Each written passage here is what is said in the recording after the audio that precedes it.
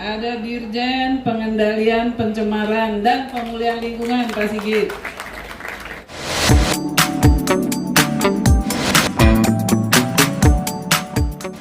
Pak Sigit, terkait masih ada PR nih, walaupun udah berkurang jauh limbah berat jadi 1%, Sungai Ciliwung nanti ke depannya seperti apa nih?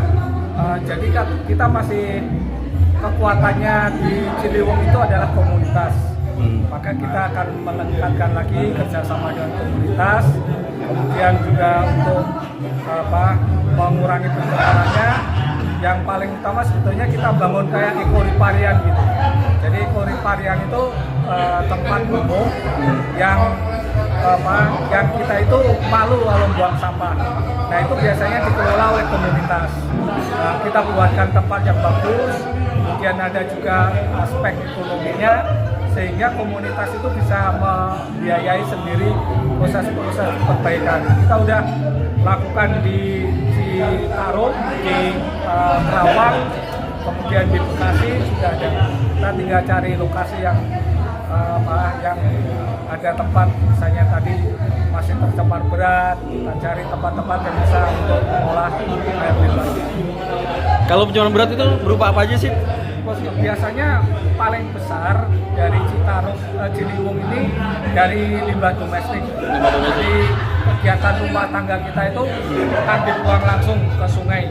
Nah biasanya itu paling banyak seperti itu. Kalau limbah?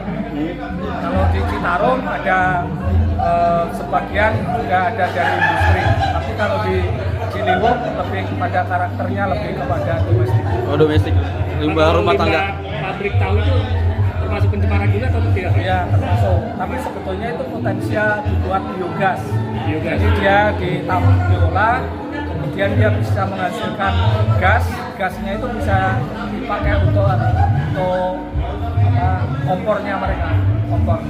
Itu sudah kita lakukan banyak. Jadi udah teridentifikasi di das seputaran Ciliwung Depok ini ya Pak? Kalau di sini relatif kita sudah ada data-datanya. Di Depok udah ada. Di Depok mungkin belum sedetail sampai titik-titik, tapi kita biasanya minta teman-teman komunitas untuk memetakan. Berarti terkait IPAL UMKM itu gimana Pak Sigit? Kalau misalnya ininya? Biasanya harus kita punya pengalaman UMKM biasanya yang berkaitan dengan limbah makanan dari tempat-tempat warung dan lain sebagainya bisa. Jadi memang harus ada tanah yang disediakan untuk bisa kalau tanah Pemda bagus, kalau tanah masyarakat juga nggak apa-apa untuk olah dengan biogas, dan biogasnya menghasilkan gas metan. Balik lagi untuk kompor-kompornya UMKM. Kalau misalnya ada tempat-tempat seperti itu kita bisa buat. Sekarang udah jadi ada proyek contoh berapa nih Pak Sigit yang dijadiin biogas sendiri di? Kita punya di kantor ada dari kantin kita. Kemudian di pasar-pasar Koja di Jakarta ada. Kemudian di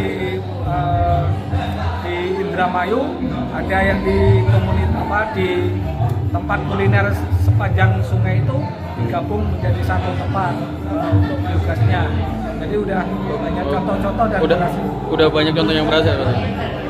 Tapi kalau terkait kerjasama dengan komunitas-komunitas Ciliwung udah ada berapa komunitas yang kerjasama dengan? Kita setiap tahun sering bertemu, sering membuat program bareng.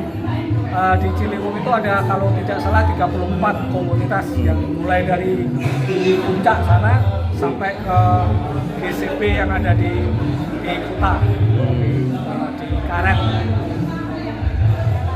Pasti dari kegiatan ini ada harapan apa nih? Harapannya tadi tujuan utamanya kan membersihkan sungai. Semakin bagus sungainya, tidak ada sampah, ini bisa juga jadi sarana ekonomi, soalnya akan menjadi tempat wisata Arung yang luar biasa. Komunitasnya kan sudah punya pengalaman, sudah punya sumber daya, kita bantu juga perahu-perahu karet yang bisa digunakan untuk wisata. Tadi Pak Sigit ikut Arung juga.